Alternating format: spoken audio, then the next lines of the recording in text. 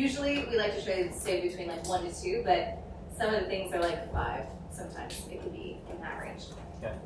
Okay, but I'm going to leave that section to you guys to also do. All right, so what type of literature is this? It's an epistle. So let's look into the epistle section of the literary method. So again, all you have to write there in that section is it is an epistle. Would you want to more write pastoral epistle? You can get more clear if you'd like to. Yeah, you're welcome to. Because it is one of the few pastoral epistles, but the correct general answer is epistle. Same time. Okay, so if we're looking at the epistle literature structure, it is going to most of the time be in this type of structure, which you guys have as your BRI says. Now, this section of your BRI is only going to be with the epistles. It is not going to be with narratives. It is not going to be with the Old Testament. It is not going to be with the wisdom literature. It is only specific to the epistle literature. So the BRI you currently have is specific to the books that we're studying right now. Just know that your BRI will change based on the literature that you were looking at. But let's do this together. So the opening address, what verse references do you guys think are the opening address but not the blessing? 1 through 3? Okay. Why not 4?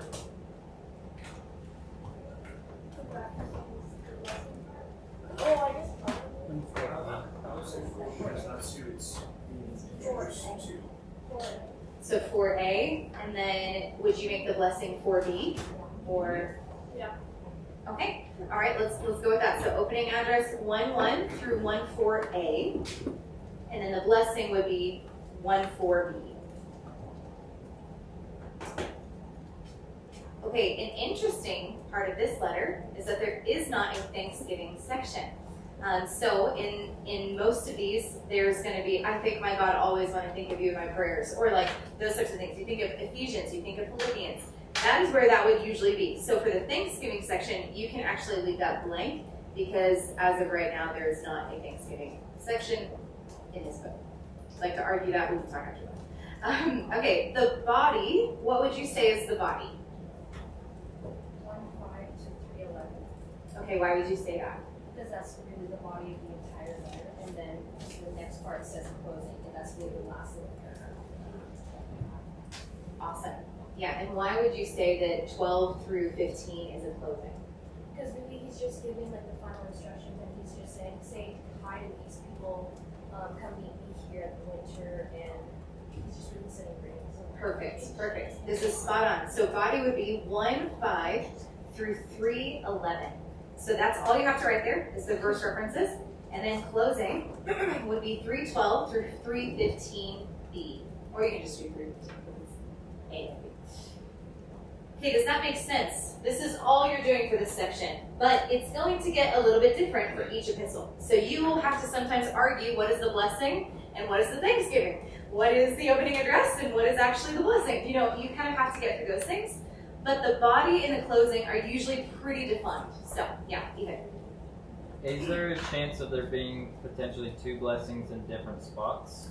So we're going to look at the opening addresses mainly as that blessing we're looking at, but there of course are other times in Romans, in other places, where he's like, thank you God, and he continues, you know, or he's like, I just bless you with this thing, or whatever. And so we're really looking for the structure of an epistle. It usually begins with an opening address, a blessing, a thanksgiving, then we get to the crux of the message, and it ends. So even in that crux of the body, you might find blessing and thanksgiving, but it's not the one that we're talking about. It will be at the beginning, or it will not be existing. So, okay, awesome. That is Titus's literary method. Okay, let's go to the survey method. We're looking at what is the main idea of this book, and what is the primary purpose for writing this book. Can someone throw out, what do you think the main idea? What would be your guess as to the main idea of Titus? Instructions for godly living. Instructions for godly living, super good. Albie, what are your thoughts? Paul's letter to Titus to give him tasks or instructions. Super good. Okay, what do you guys think the purpose would be? Brian? How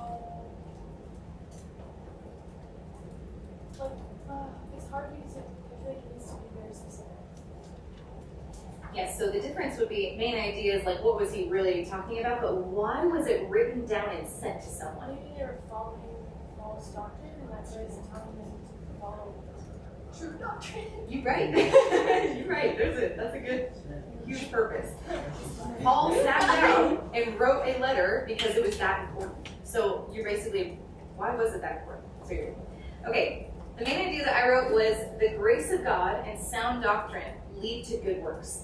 So if you remember from my horizontal, I was talking about alignment of grace, sound doctrine, and good works. So my main idea should reflect in the title of my horizontal. It should reflect in my divisions. It should reflect in what I have thought the main point of this book would be. So the grace of God and sound doctrine lead to good works. It leads to something. So that's what I chose to do. And it encapsulates pretty much the main message of what it was about. The purpose, however, is Paul writes to Titus to give instructions on how to bring order and address false teaching in the church of Crete. So this is why it was written down. He had a purpose in putting his hand to the paper and saying, I need to give instructions on how to bring order and address these false things in this church. It needs to be brought into order. Do you guys see those differences there? Main idea and purpose. I always just try to remind myself, why did someone think it was so important to sit down and write a letter and pay someone to go get it? Like, you think through, what was that purpose there behind it? Okay, awesome. So that is the BRI for this book. Again, you guys will be working on your historical method and anything else with the church when it was founded, those types of questions. I do want to give you permission to keep working in teams. For this BRI, you're welcome to work with partners. You are also welcome to work alone. Okay, you do not have to. But if you did research something in a group and you need to share the information with each other, please do that and then go work on your own. But make sure you share with each other like in the okay, I want to give a few announcements for this weekend. What we're talking about here. We want you guys to finish your BRI. Again, the BRI, I want you to not go further than 2 hours. Please set a timer for yourself. If you're getting lost in all this because it's so exciting, it's very fun, or you're really just lost and you have no idea what you're doing, ask for help, okay? Reach out, ask for help, but also at the same time, I want you to put a limit, okay? I don't want you working super, super long on this. We're gonna continue, we will continue to repeat, we'll continue to help, but I want you to start trying to think, I want to bring it in a bit. I don't want to go for 5 hours and be really tired and I can't move forward, all right? This is to help you with time management a little bit. I just don't want your whole Saturday to be BRI and then you're like, I didn't finish anything else. So, try to pick 2 hours max on top of what you're already done. Some of you will finish in 30 minutes, some of you will finish in 2 hours. So, give each other grace, everybody's different. I want you to work on your insides and your color code, okay? Remember that that's a full read. And start to do that, start to look at the observations, move forward with the method. Then you're welcome to start with your outsides and builds, but you do not need to finish them by Monday, okay? Again, Monday's class will be more me actually teaching the book, doing observation, interpretation together. I will not give you the interpretation, we will figure it out together. But then I'll add some extra things, anything that I feel prayerful. And we'll go through that teaching, and then you guys can finish those things Monday, and Tuesday morning is for application and for the book summary. So please, these are my tips for you. Take a full day off, all right? If you are gonna work Saturday or Sunday, you can choose which day you wanna work. I would say, please take a full day off. Do your laundry, meal prep, go grocery shopping, do those things in your life, do a workout, get with some friends, have a coffee, enjoy a good meal, whatever it is you need to do, please do that. And then I want you at some point this weekend to look at the schedule for next week, which has already been on the group since the beginning. Well, it's on Discord, I can send it again if needed. But it's basically, remember the morning and afternoon classes, except for Wednesday. And start to think through, okay, I'm going to be working on these things. Ephesians will be next week. So it'll be Titus until Tuesday, and then Ephesians until Saturday, we'll just say. And just start to think through when you would want to start scheduling homework times, family times, like other things. Just get a grip for the next week. You've experienced 1 week, we're going to the next one. Similar schedule. The only thing is we have Thursday night, Jesus night. It is no longer Tuesday It is Thursday. So ministry night is now Thursday night instead of Tuesday night. You get a Tuesday night. I'm pretty positive. Am I right? Yes. Am I right? We're good. Okay. So flip Tuesday and Thursday just next week. And you're joining Monday morning staff meeting at Bourbon's. This is the only week, as far as I know, that we will be asking everybody to come. It's to celebrate really what God is doing. So that's the thing. And then be prepared to work Saturday or Sunday, but choose an end time, okay? Be like, listen, I can go hard on my bills. You know, we could go all night. But the reality is, I need to end my night at 5 p.m. and I'm going to enjoy a dinner with some friends or whatever. Please, like, choose a time that you're going to end. And I would ask that you actually, like, really work hard during the day, just like you would any other day. So that way you do feel good about ending. And you're like, you know what? I put in my best effort, and I'm going to rest now, and it's worth it. It's so worth it. I worked hard for it. So, and then start asking Jesus, what is the best way for me to rest this weekend? Okay? Don't assume. Just ask. God, what's one thing I could add that would be restful? Maybe it's going for a walk. Maybe it's riding a bike. Maybe it's taking a nap. Maybe it's something else. But I want you to just ask Jesus. I think that'll be helpful. Okay, any questions about any of that? Yes, ma'am. Can I just ask you personally what you did in your SBS, like for like things like laundry and meal prep? Does that count as work for you and not on a rest day? Like I think I'm kind of struggling with that. I'll give you more of my life now because in Musenberg we had a cafeteria. Today I had work duties that was 10 hours a week rather than 2. But like there's other things that I shifted with. So my meal prep today in our community, like I'm doing university as we're leaving school, so my full Saturday is also booked out. So I'm with you for that. But what I've been doing is trying to find the best time. I don't know how to. Okay, basically I figured out what the best for me to do is either do it on my work day where I'm already working because I actually don't want to have to think about prepping things for, this is me. Some people, you might love cooking and that is actually really restful for you. For me, it is not. I'd rather not think about it. And grocery shopping, the whole thing. So I want my Sunday to be fully done. So I try to end my nights at 5 p.m. on Saturday, no matter where I'm at. And then I know Sunday night at 5, I'm going to start looking at my schedule, unless I want to make it a little bit longer and hang out with friends. So then by 7 or 8 p.m., I know that last hour of the night, I'm prepping my schedule for the rest of the week, sending any messages that might need to be out, and then I'm ready for Monday morning. I've also started to do Monday evenings. That's me personally, because I felt to set apart Mondays as a day for Jesus. But so Monday night I will do my meal prepping sometimes, or it's Saturday evening. That's what I've chosen to do, so that Sunday's fully. And I still go to church, other things as well.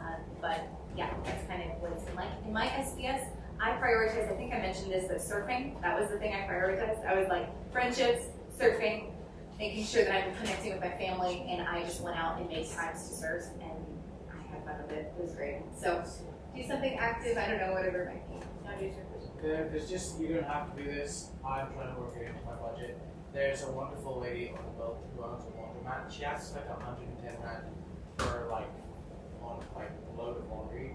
She washes it, folds it, irons it, everything. It's really like not even $10, which cuts out like 3 hours of time. That's true. That you don't have to. I'll do it behind that.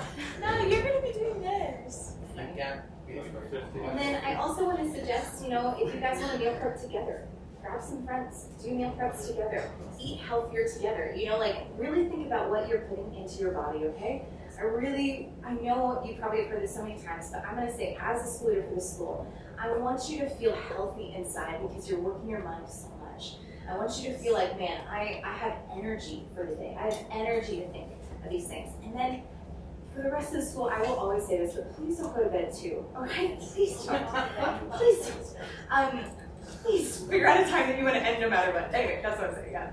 I'm just gonna suggest something that you guys, this is something I'm doing and people have suggested to me, that you research the benefits of creatine for brain development, like attention span, things like that. It's not necessarily what you immediately think, like, oh, it's a pre-workout. You can buy some with pre-workout in, but you can just buy pure creatine at a discount. It will really help you probably in the season. As well, I also just want to suggest maybe don't drink energy drinks every day. I know that you're tired. It's the same with coffee, but it's just really not good for your body. Come on. So I'm just a little concerned That Yes. if my friends in here are drinking energy drinks every day, that it will deteriorate body It and really heart. will. And your coffee intake, okay? Just be aware of these things. But I also want to champion you guys as a class. We are pioneering. If there are things that you're like, hey, I want to gather and let's talk about the meal preps that we could do this week, you guys do that. Like, whatever you need to do, don't do it alone. Don't feel like you're totally alone. Ask your staff, ask your peers, but let's try to do this in a healthy way, okay? Yes. So proud of you guys. Week 1, you did it. Awesome. All right, let me pray for you guys, and then you're free for the rest of the day. All right, Jesus, Lord, we just honor you. Thank you for leading us this week. Thank you for helping us. God, I ask that you would continue to help us to comprehend your scriptures. God, teach us your word so that we can know who you are, worship you in that way, and become like you. Father, I thank you so much for everything you're doing. We love you, Jesus. Amen. Amen. Thanks, guys. Have a good weekend.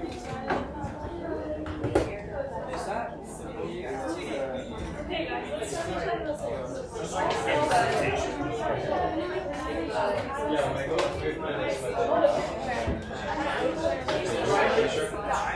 It's Friday.